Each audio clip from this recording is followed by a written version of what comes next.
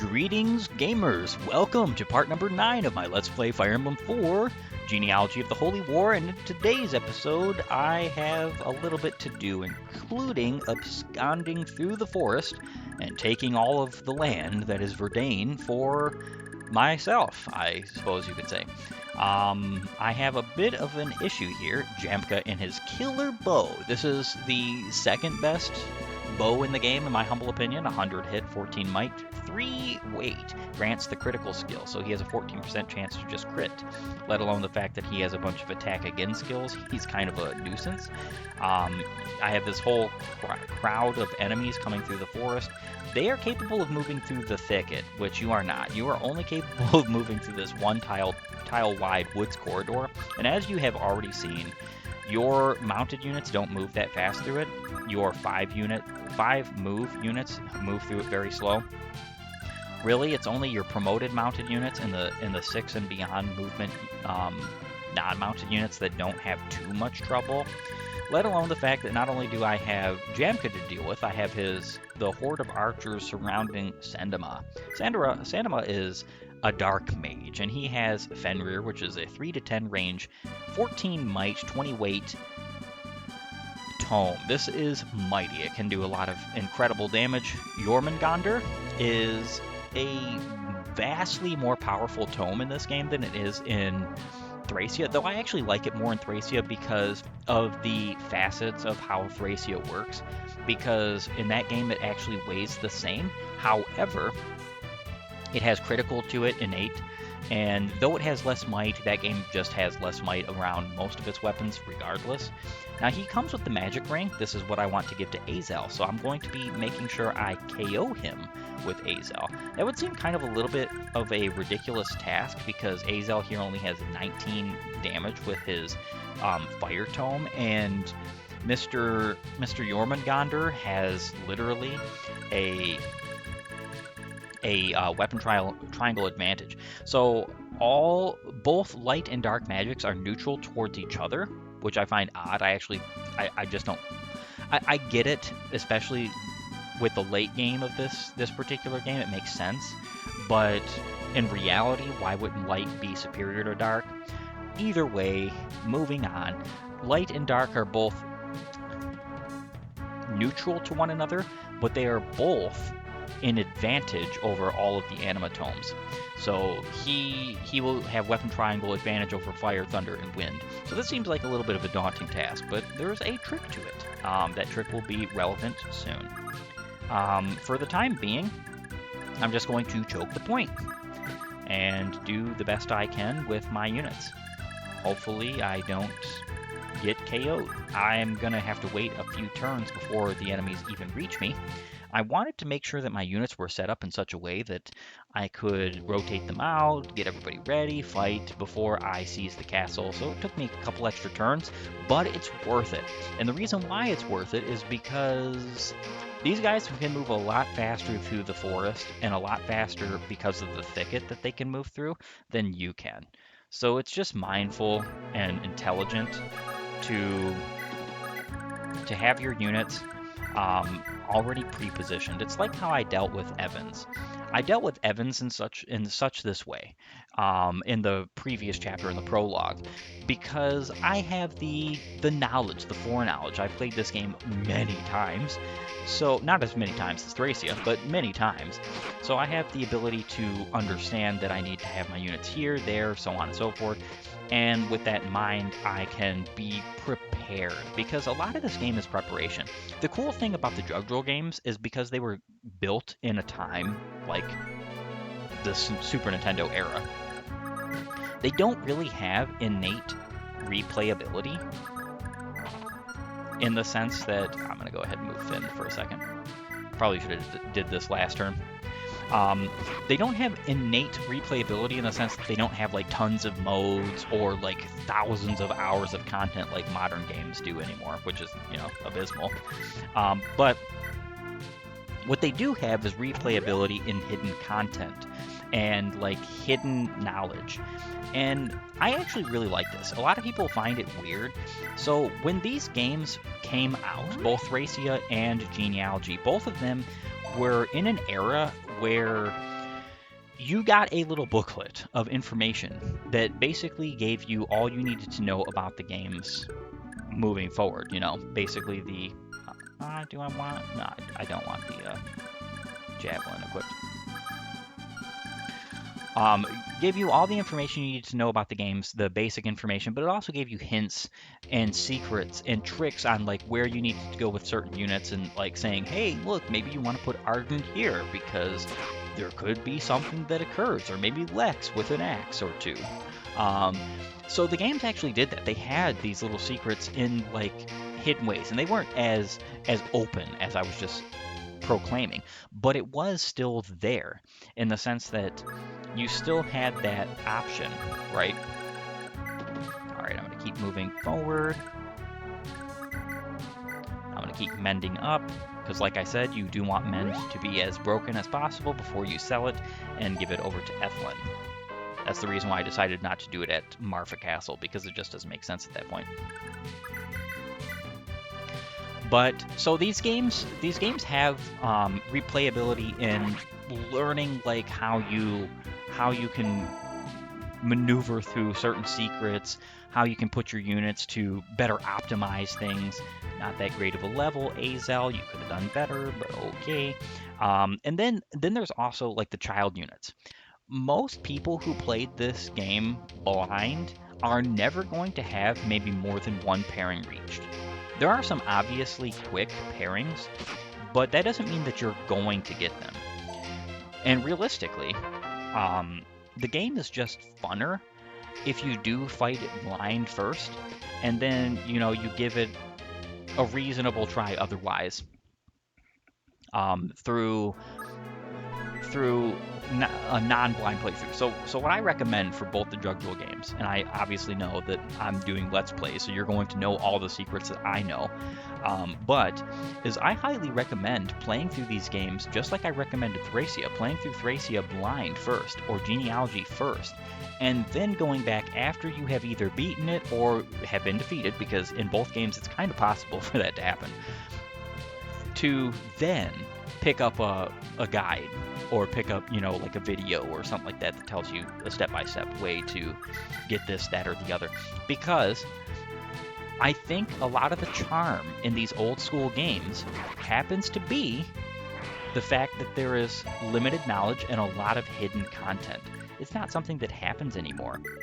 What's very interesting, too, is that one thing that was really big back in the day when it came to video games was cheat codes. See, I'm of the mind to believe, and I know that there's probably going to be some people out there who just say, well, you know, you're just one of them stuffy old boomers, right? I'm of the mind to believe that the reason why cheating is so rampant in modern games, especially in multiplayer shooters or multiplayer games in general, is because there is no outlet for these people. A lot of people like exploiting things and breaking things right wide open. It's actually one of the reasons why I love Thracia so much. You can break that game wide open, and it is wide open. You can break that game. You can turn that game inside and out with the combinations that you have available to you. Let's see. Does Ethlin need gold? Yeah. I'm gonna go ahead and give her gold. So the thing is that in modern gaming, there's none of that. There's none of that. In fact, most games that had in their franchise stuff like hidden secrets of that nature, that stuff was gone and away with 10, 15 years ago. So I really think that, especially with single player games, if there was more hidden, interesting content like that, where you were able to get the opportunity of these so-called cheat codes and stuff of that nature, I think a lot more people would be inclined to play the games without hacking, if you will, and just playing the games more vanilla and not having to worry about whether or not, you know, you're using some aimbot cheat code, this, that, or the other, so on and so forth. Because, well, the game would give you options. I actually find it very hilarious that it's almost become like a moral issue now. And I hate that it is, because these are just games. It's almost become like a moral issue where people are like, well, cheaters are just evil people in video games, blah, blah, blah. Unless it's like for money, people are cheating. Or people are getting your information or hijacking your stuff. Unless it's like a real crime, there is no moral issue in cheating in a video game. It's a video game. get get over it. That's pretty much all I can say about that one. So Alec here is another good candidate for fighting, being basically like a roadblock for Jamka because he can't crit him. The problem is that he can still adept or accost. So this is kind of the issue. Is what I want to do here.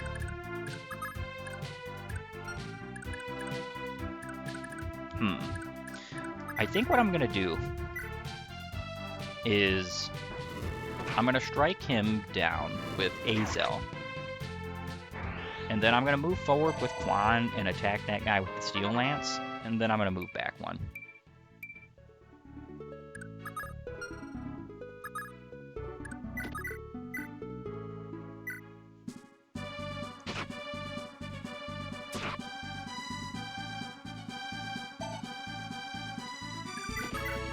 Then I'm going to basically test my ability to survive here. I do not think that Jamka will attack Ideen. So the only person who's going to attack Ideen is this Verday Knight, and he's not really likely to hit. He could, but I'm not super concerned about it. I'm going to go ahead and steal this guy's gold too. That's pretty funny. Oh, Proc of Soul. Very good, too. Very, very good. Oh, yeah. That's funny.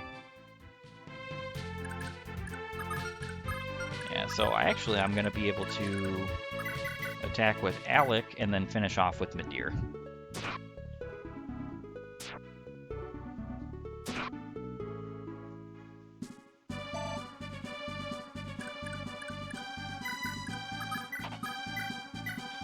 Time to heal up. Azel could use 1 HP. It's very insignificant. Doesn't really matter. Ethlin just needs the experience points more than anything, honestly.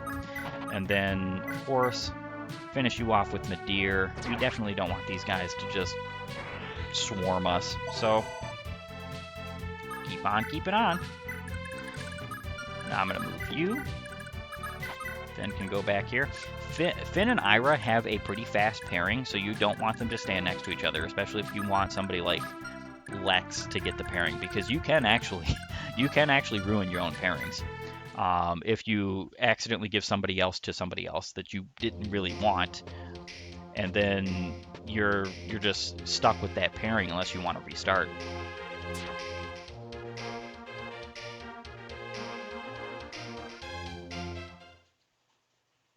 Yeah, I was right. So he doesn't attack. Quan has to hit here. He did, so that's nice.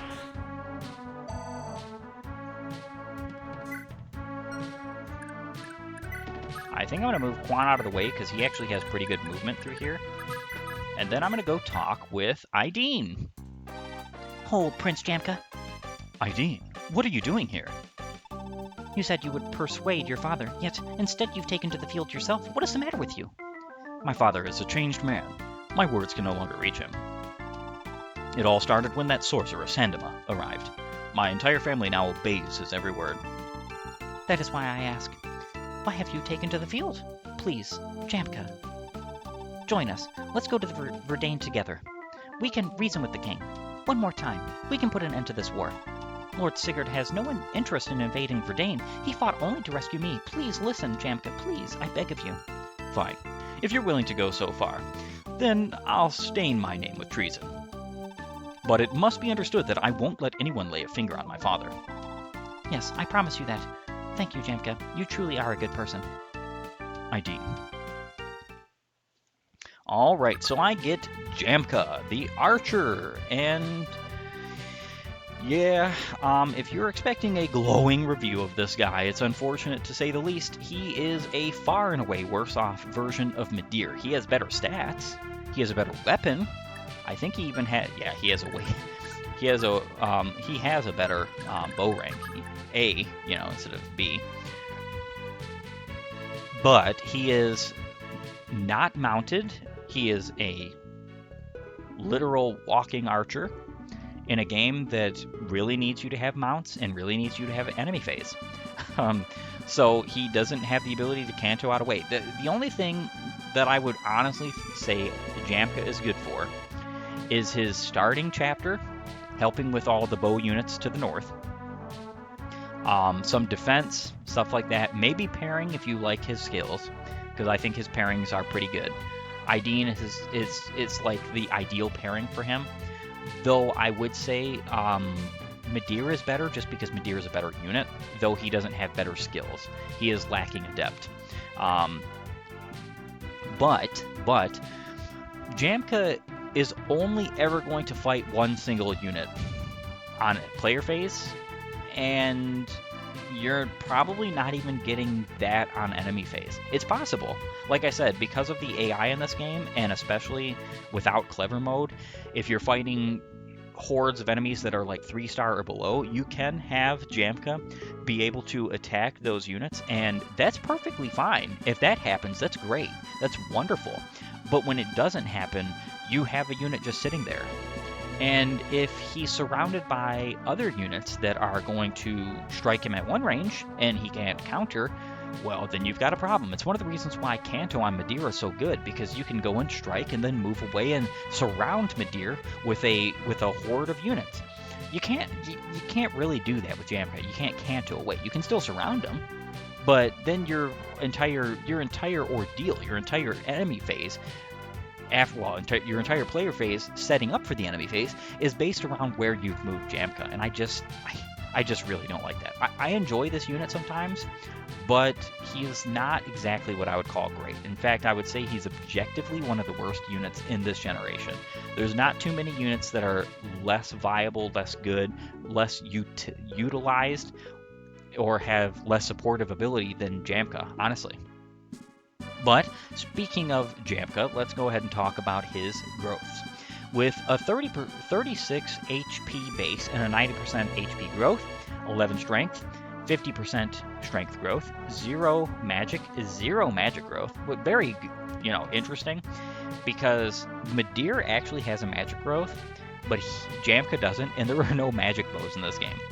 I honestly want to say the only reason why Midir has a magic growth is so you can min-max, give him as much magic as possible, because the more points of statistics that your characters have, the more points they give to their children units. He has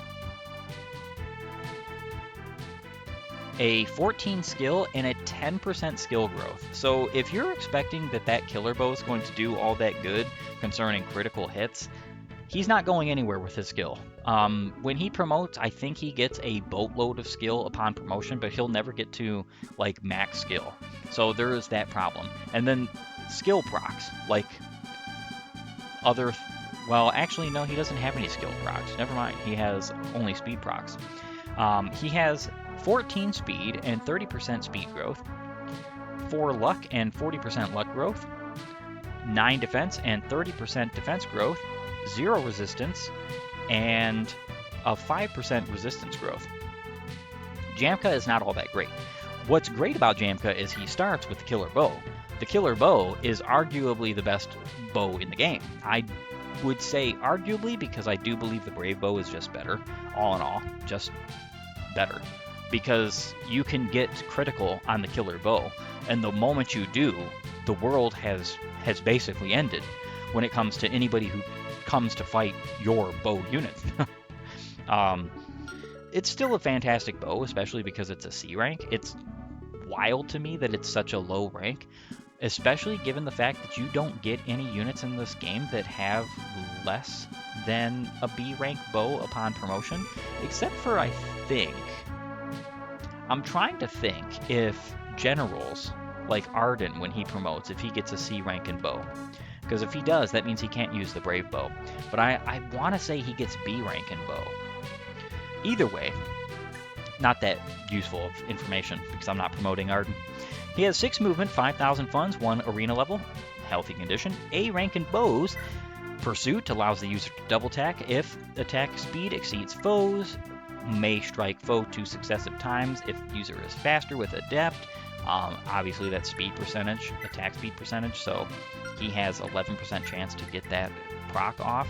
And then he has a cost. If agile user may continue a round of battle. I've already gone over what this is calculated with. It's basically your attack speed minus the enemy's attack speed plus HP divided by 2. It's kind of a complicated equation, but it's interesting nonetheless. And Killer Bow. And he crit. Very nice. I appreciate your contributions. Azel needs to move up more than pretty much anybody else, so I'm just going to do this.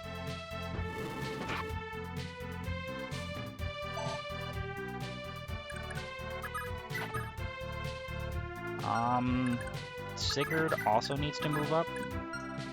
Alec needs to get out of the way. And Mr. Madeir can finish this guy. We have 2 more axe units over here to deal with. I actually think they are going to go, especially this one is going to go for the castle, so I'm going to stop that right now. He will attack somebody over just doing that, so move all of my units as best as I possibly can and prepare them for the next couple of turns. Why did I say give gold? Oh, he has 1,000 funds again. That's nice. I could give more to Ethlin, but I think that's kind of pointless at this moment. I think Ethlin and Ideen are both going to be... They're swimming in gold now. See, Ethlin needs less gold from Dew than Ideen does because Ideen does not have a automatic lover. And because of that, she doesn't have anybody who can give her gold. No man in this army can because no man is paired with her yet. Madeir will be soon enough, hopefully. But Quan is by no means going to have trouble getting through most arenas. And that means that he's going to always have the ability to get gold. And Quan doesn't really need it other than repairing his weapons. Ethlin needs it because she has staves, and staves are very expensive to constantly repair, to buy, to sell, this, that, the other, blah, blah, blah.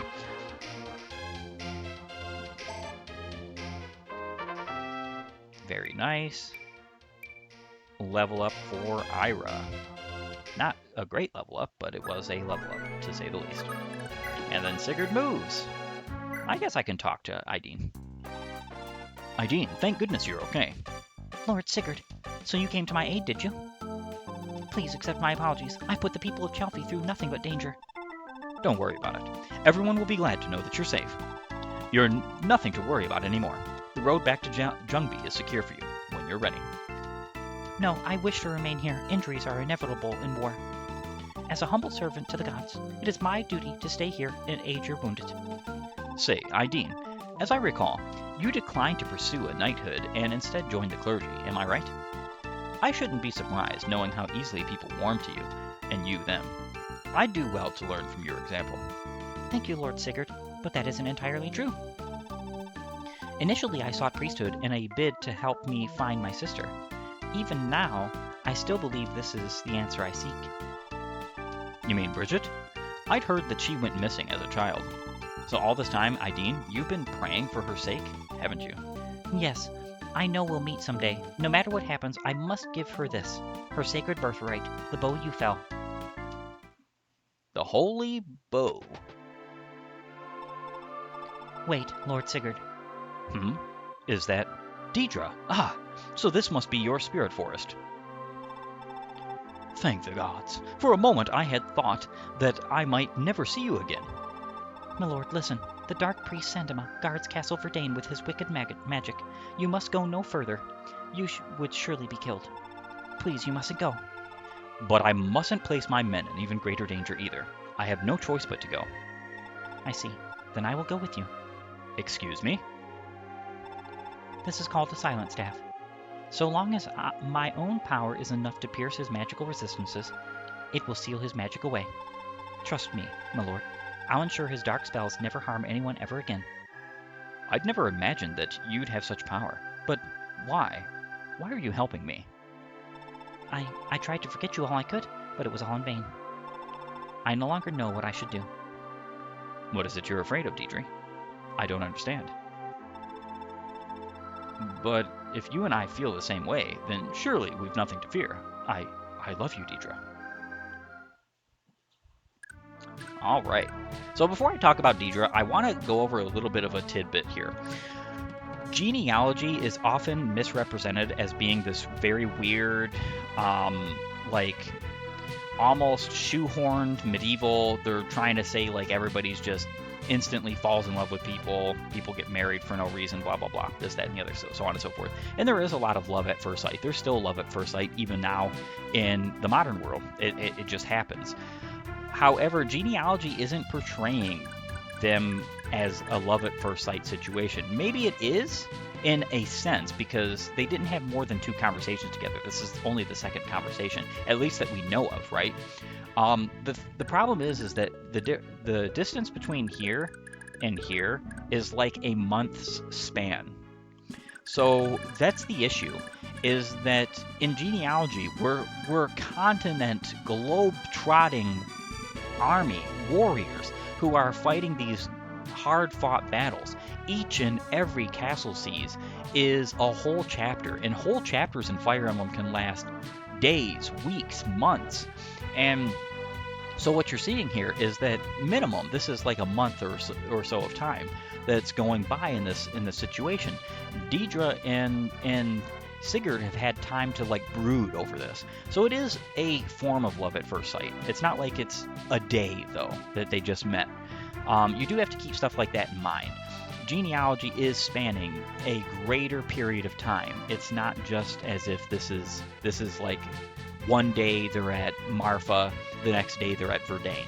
This is not how this works in real life. These are horsemen going through giant forest, trudging through these fights. They have to sleep, they have to eat, they have lives. It's not just as simple as the game portrays it to be, because the fact of the matter is again, this is SNES era, and also all of that side stuff is kind of unfortunately boring to some. If it was skippable, it wouldn't be a problem, because then you could have it for those who want it, and you could just skip it for others, but that's just not how it works.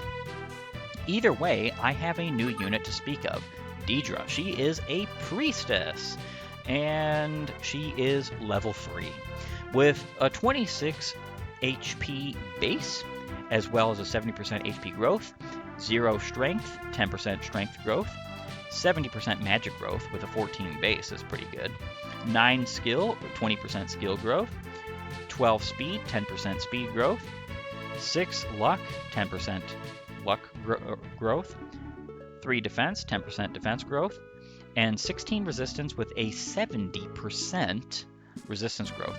She actually has 2 Holy Bloods. She has Major Naga Holy Blood and Minor Laptir Holy Blood. And you can see how this is portrayed.